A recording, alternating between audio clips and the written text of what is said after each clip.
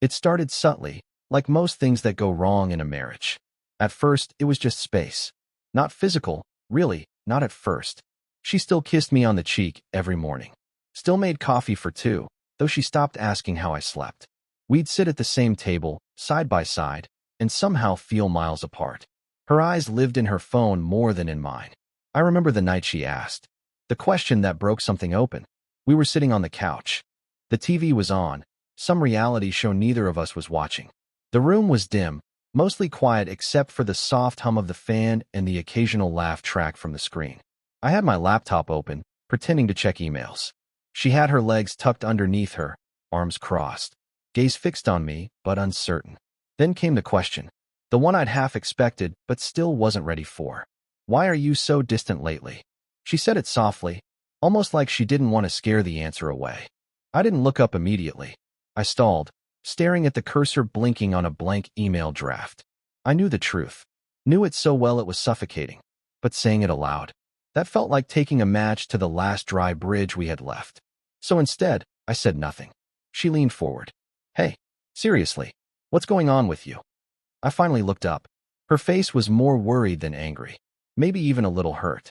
And for a second, I almost softened, almost reached out, almost lied. But instead, I turned the laptop toward her. On the screen was a screenshot. A single text message, cropped tightly. Her best friend's name at the top, Celia. Don't worry, if he ever finds out. We'll just say it was a joke. That's all it said. That and everything. She stared at it, blinked, laughed a little, nervous, not amused. What is this? I said nothing. She read it again, and again. Then her expression shifted from confusion to something else. Defense, maybe, or denial. Wait, this is out of context. You don't even know what we were talking about. I didn't reply. I just opened the second screenshot. This one was longer. A whole chat thread between Celia and me from 2 months ago. Back when I still thought something was off, but didn't know where to look. Celia had messaged me late at night. One of those surprised, just checking in messages that quickly spiraled. Celia, I know this is weird, but I have to tell you something. Me, what is it? Celia, she talks about you. Not always kindly. Me, I don't follow. Celia, she doesn't think you'd ever leave her. That you're too nice. Me, what are you saying? Celia, it started as a joke. But she told me if I ever flirted with you, you'd fall for it. Said you were easy to win over. Said you were bored but didn't know it yet. Me, did she put you up to this? Celia, kind of. We were drinking. It was stupid, but I felt guilty. You didn't deserve it. I remembered reading that thread for the first time like someone had poured cold water over my spine. Not because I believed every word Celia said. God knows her own motives were never pure, but because it aligned too neatly with the growing hollowness I'd felt for months. That slow decay of kindness in my wife's voice. The distance. The dismissiveness. The private giggles on her phone that stopped the moment I walked into the room. She said it was a joke. So did Celia later, when I confronted her in person. A stupid dare, Celia said, laughing too hard. We were drunk. Your wife thought it would be funny to see if I could get you to, be tempted. I wasn't laughing. Not then. Not now. Back on the couch, my wife's voice cut through the silence again. Seriously? You're upset about that? It was months ago, and it was a stupid joke between friends. Are you really going to blow everything up over a text? I stared at her. I'm not upset about the text. I'm upset about what it means. She shook her head, still half smiling, like the weight of it hadn't landed yet. It means nothing. God, you're so dramatic. But it meant everything to me. It meant the woman I married, the one who used to draw smiley faces and steam on the bathroom mirror, had, at some point, decided that loyalty was something to be tested for sport. That love could be poked and prodded, and I'd still stay standing, smiling, like a loyal fool. I stood up. Not to storm out, not yet. Just to breathe. She followed me into the kitchen, her voice sharper now. You've been cold for weeks over this? A joke that didn't even mean anything? I turned around. You never denied it. She rolled her eyes. I didn't have to. Because it was stupid. Because I didn't think you'd be so sensitive.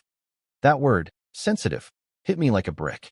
It wasn't the first time she'd used it like a weapon. Do you remember what it felt like? I asked, when we used to defend each other in rooms we weren't in. She didn't answer. I continued. Because I used to think that's what love was. That when you weren't around, I'd protect your name. Your character. I thought you did the same for me. She opened her mouth. Closed it. Nothing came. I nodded.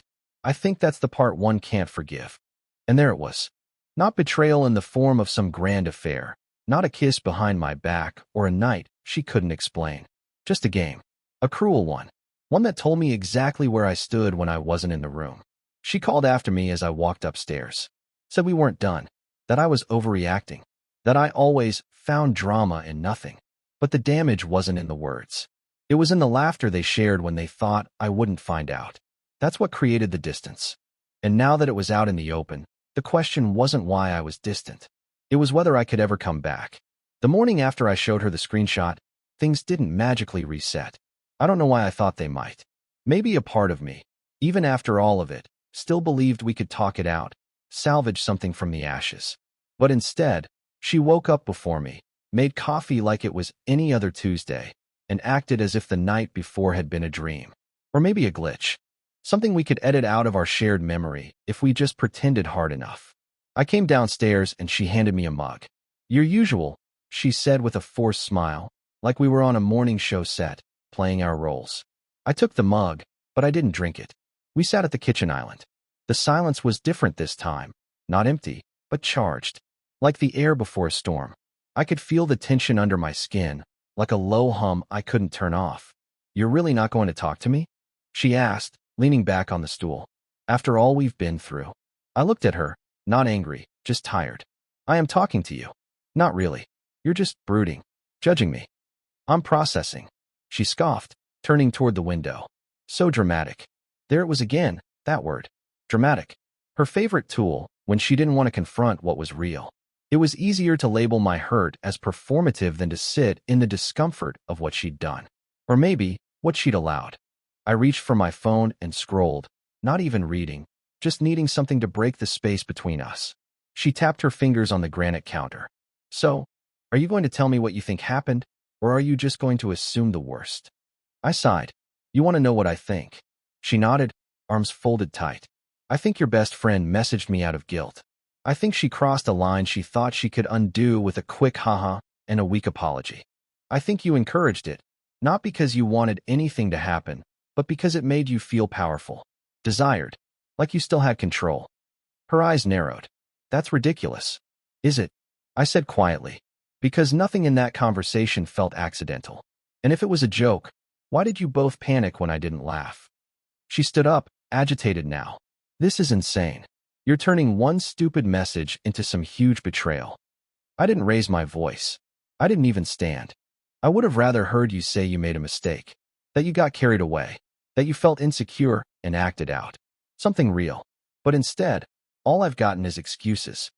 She went quiet then, pacing a little. Her robe swung with every step like she was trying to walk off the weight of what we were actually talking about. She finally stopped in front of me.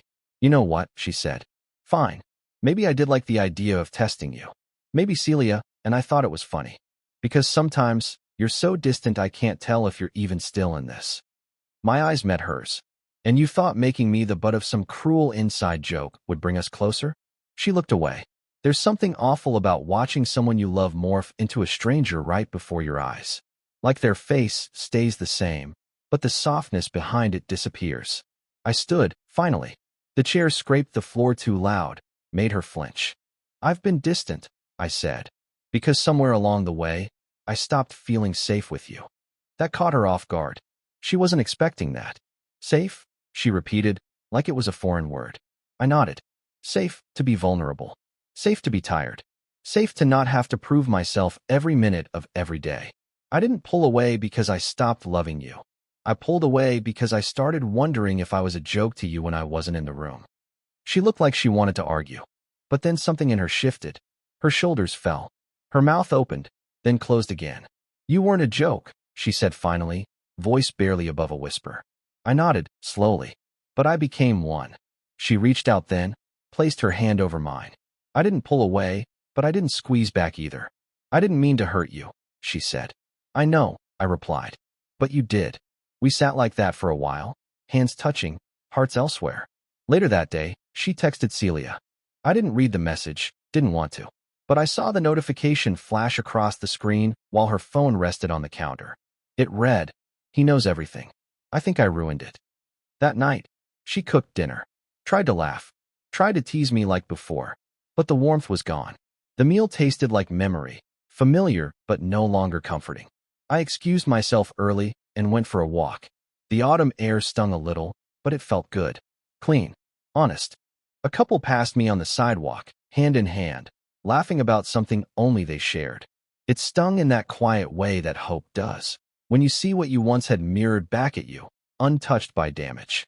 When I got home, she was already asleep on the couch, TV flickering across her face. She looked peaceful, maybe even innocent, but I couldn't unsee the message. Couldn't unhear her tone when she said it was just a joke. Because when trust breaks, it doesn't shatter like glass. It splinters. Quietly. Slowly. And sometimes, by the time you notice, the crack's already halfway through the foundation. I stood there, watching her breathe, and realized something I hadn't wanted to admit. This wasn't about the message anymore. It was about everything it revealed. I don't remember falling asleep that night. Just the slow fade into gray, the kind of sleep that feels more like hiding. When I woke up, it was still dark outside. Cold. Quiet. The kind of silence that doesn't offer peace, just absence. She was still on the couch, curled up in the blanket we used to fight over on movie nights. Her face looked younger in sleep, like maybe the years hadn't touched her yet. But the woman lying there wasn't the same one I fell in love with on that crowded bookstore sidewalk 8 years ago. Back then, her laugh was loud and real. Back then, she'd grab my hand just because. Back then, I never once wondered what she said about me when I wasn't around. I stood there for a long time, just watching, listening to the soft rhythm of her breath and thinking about all the versions of us we burned through. Around 6 a.m., I packed a small bag. Not everything. Just enough to be gone without questions. I left my ring on the kitchen counter, next to her coffee mug from yesterday. Still had a lipstick smudge on the rim. I didn't leave a note. She didn't call that day. Or the next. Part of me wondered if she was waiting me out, expecting me to come back once I cooled off, once the drama had passed. We had a rhythm. After all, arguments followed by space, then quiet apologies tucked into routines. This wasn't new to us. But this wasn't an argument. This was a realization. A week later, I was staying with my brother. Small guest room. Too much sunlight. The kind of place where everything smelled faintly of laundry detergent and old books. Safe, in a way I hadn't felt in months. On the 8th day, she called. I didn't answer. She tried again later that night. This time, she left a voicemail. I didn't know it would matter this much to you. It really was just a joke, a stupid, drunken thing with Celia. I didn't think you'd take it this far. Can't we just talk? I listened to it 3 times. Then I deleted it. A few days later, I ran into Celia. It was accidental, at a grocery store, of all places. She spotted me near the frozen foods aisle and froze like she'd seen a ghost. I didn't say anything at first, just stared at her, waiting to see if she'd acknowledge it. She stepped closer, cautious. Hey, look, I never meant for any of this to happen. I raised an eyebrow. You confessed something that ripped apart my marriage. What exactly did you think would happen? She winced. I was trying to do the right thing. No, I said. You were trying to relieve your guilt. That shut her up. After a beat, she said, you know she never cheated on you, right? Maybe not with her body, I said, but definitely with her trust. She blinked, like that answer hadn't even occurred to her. I walked away without another word. The thing is, betrayal doesn't always wear obvious clothes. It doesn't always arrive in a hotel room or a lipstick-stained collar. Sometimes it comes wrapped in humor, in whispers, in drunken dares between friends who should know better. It comes in the form of tests no one asked for, games played behind backs. And when it arrives, it doesn't explode. It erodes. That was us. Eroded by things unsaid, by things laughed off, by things labeled not that serious. A few weeks passed. We finally met up at a coffee shop. Not our usual one. Not the one with the corner booth we used to claim like it belonged to us. This one was neutral, clean, unfamiliar. She wore sunglasses even though it was cloudy. I still don't understand why you left like that, she said, fingers wrapped tight around her cup. You didn't even give me a chance to explain. I gave you a chance to explain, I said. You call me dramatic. She looked down, exhaled hard. I was scared. You looked at me like I was a stranger. Because you were, I said. I didn't know the woman who could laugh about breaking someone just to see if she could. It wasn't like that, she whispered. I wish I believed you, I said. But I don't. There was a long pause. Then she asked the question I think we both had been avoiding.